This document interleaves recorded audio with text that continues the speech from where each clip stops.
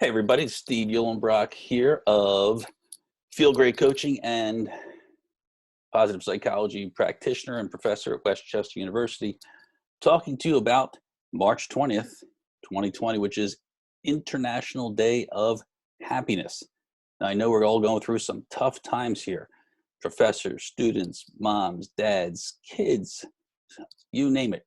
Everybody's going through a difficult time. So I wanted to put together this meeting because every year for the past 5 years, this would be number 6, at Westchester University, I host International Day of Happiness. And this year it's being taken away from us because of this coronavirus, which is a bummer. My students had projects planned for International Day of Happiness, which we were celebrating on Wednesday, March 25th, but we're not able to do it. And I usually give a talk, and I'm not able to do it. But I'm putting out this little talk, this little video message for you all to help you during this time. I know it's not the greatest time, so I'm going to share with you a little presentation here. Let's hope it goes quickly so I don't take up too much of your time trying to increase everyone's happiness in this area. Let's see what we can do. All right. So International Day of Happiness is March 20th every year. Topic of this one is staying happy during a global pandemic, and we are in the midst of this pandemic, but we will get through it. All right, first slide here, connecting with other people. It is so important for us to be connected to other people. We have this need, this desire to be with other people in order for us to live a good life, live the good life, live a happy life. And the neat thing is we have these hormones that are directly related with this. When we come in contact with others, dopamine rises, oxytocin rises. It makes us feel good. Unfortunately, we're not able to come in contact with people other than the people that live in our household, but we do the best. We do the best that we can. Loneliness, on the other hand, even moderate levels of loneliness put people at risk for this clinical depression, suicidal ideation, blood pressure being elevated, stress going through the roof, and weakened immune system. And I know everybody at this point is feeling isolated, feeling lonely, feeling disconnected with everybody out there. So we need to make sure that we prevent ourselves from super isolating within our homes. And if you're living by yourself and you're really isolated, then we need to figure out ways for you to get connected to other people. We don't want people being lonely because we don't know how long this isolation is going to last, this pandemic. So we need to move forward. Belonging, oh man, other people matter. Having good quality relationships is the single most important ingredient to life satisfaction and emotional well-being for anybody. It doesn't matter whether you're young or you're old. We need to belong. We need to have good quality relationships. And just because we are not at work, at school, playing our sports, doing our activities, doesn't mean we can't be connected anymore. We can't still have our positive relationships. We need to continue that. Emotional support is one of the big things that we need to take care of. There are going to be people out there, our friends, our family members, that need this emotional support. Just because we can't be face to face doesn't mean we can't still support each other. Telephone, Skype, you name it. We need to get together and still support. Reach out and touch someone. See if we can help someone out, someone who may be alone or lonely or having a hard time with this. We need to get everybody to help belong. Hey, belonging in groups, teams, really is the key to happiness. These are my Phi EK students, my honors students at Westchester University. I'm not connected with them now. They're not connected with each other. We're all losing this connection, but we've got to find ways of doing it. One thing we're doing is we're having a Skype meeting. Everybody's invited, all of our members, so we can at least see each other, talk to each other. We need to stay connected. I highly recommend you doing something like that too with your friends.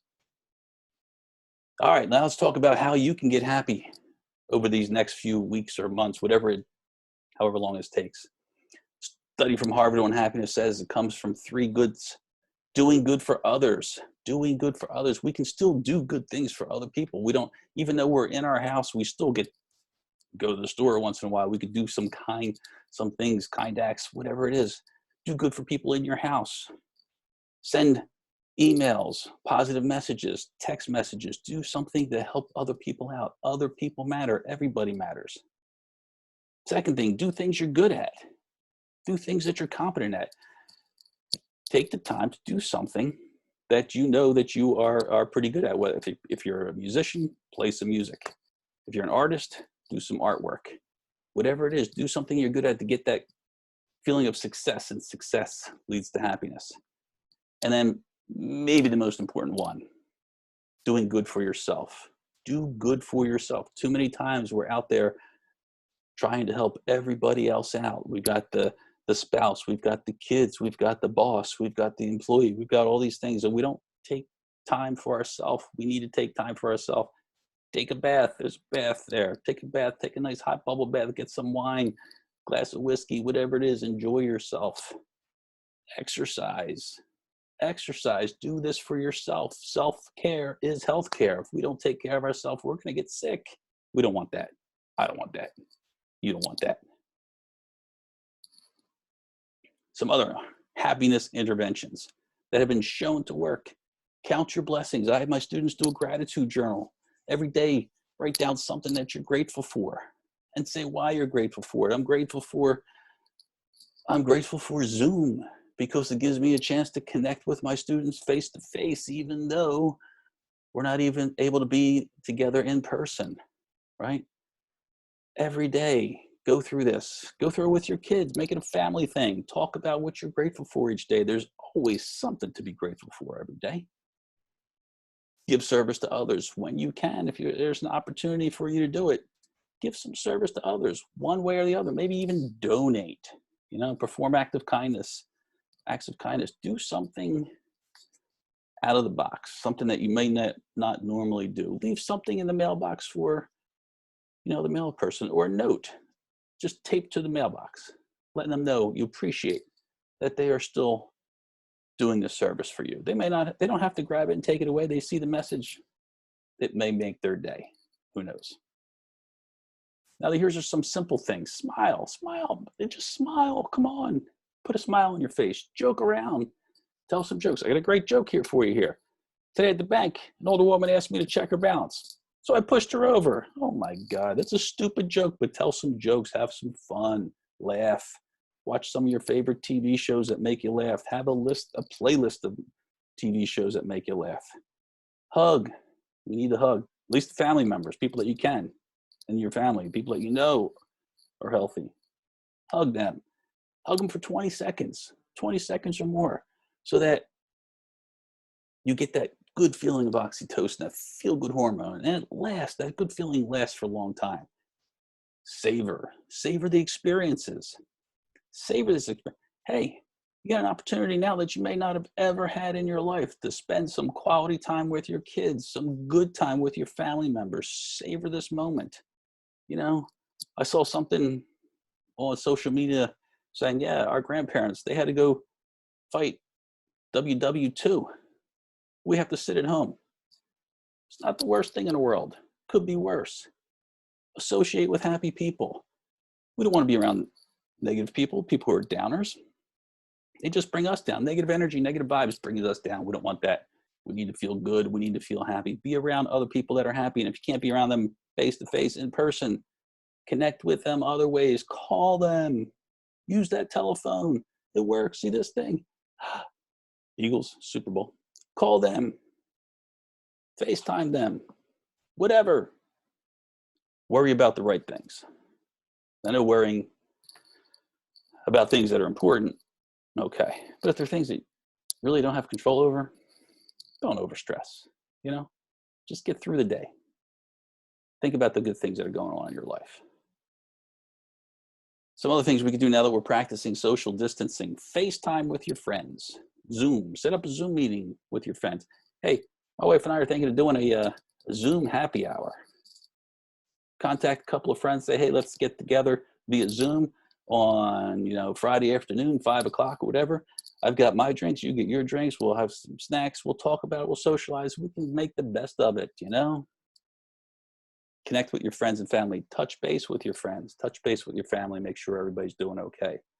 Exercise, we need to exercise. We should always be exercising. Well, now that we're home, we need to exercise. There's all kinds of people doing free exercise things out there, videos, you know, take advantage of it. Do it. I don't care if you do little spurts, 10 minutes here and there, do something. Meditate, deep breathing, meditate, gets rid of stress, helps you relax. We need this. Play with your pet. I was just playing with my dog just 15 minutes ago. Getting on the floor, rolling around, pulling, tugging on his toy. Play with your pet. Make him, her happy. Make you happy. And take breaks from your computer. Don't sit at this computer too long. I get up at least once an hour, get out there and stretch, roll around, move around, walk around, do something. Take some breaks. And then remember, this too shall pass. We haven't always been quarantined. We haven't always been isolated. We haven't always been dealing with this coronavirus. We're not always going to be dealing with it. It's going to pass. And we're going to look back at it and say, you know what? We got through it. I'm a stronger person. I'm a better person. We're learning new ways of teaching, new ways of connecting with students, all this kind of stuff. It's going to pass. We'll get through it and we'll be better people for it. I've got a quote here. It's one of my favorite quotes. Life is 10% what happens to you and 90% how you react to it. Things are happening to us. We can look at it and say, oh my gosh, my life is horrible. This sucks. I'm stuck at home. Can't be with my friends, all that kind of stuff. But we could say, you know what? Hey, there's opportunity to do some things that I haven't been able to do before. Maybe work on some things around the house, outside in the yard, on a nice day. Maybe, you know, start playing some board games or doing something with your family members you may not have done before. Take advantage of it. React to it positively. You will benefit from it. Your friends will benefit from it. Your family will benefit from it, etc. All right. That's that. So, let me get back to my screen here. Hello. How do I stop sharing? Hey, don't expect perfection all the time. Oh, here we go. I'm back. All right. Make this the best situation you possibly can. Do what you can. Be positive, be happy. And you know what? If you need someone to talk to, someone to chat, contact me. Send me an email, steve@feelgreatcoaching.com, and I'll do what I can. Can't make any promises, but I'll do what I can. All right? Now get out there and make it a happy day.